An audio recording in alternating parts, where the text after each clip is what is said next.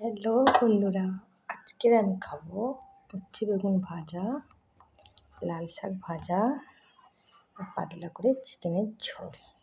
চলো শুরু করি।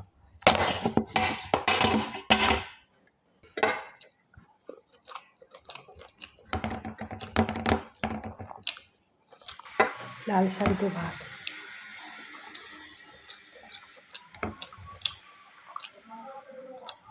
আর এই চিকেনের ঝোলটা নিয়ে নেবো। আজকের ভিডিওটা বন্ধুরা মজাদার, দেখতে ভুল করবেন।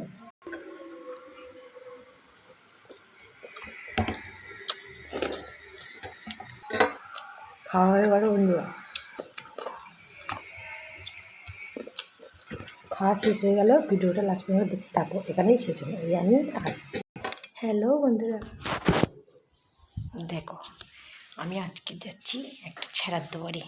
মেডের মধ্যে শাশুড়ি মারা গেছে। তাহলে আজকের পর্যন্ত টাটা।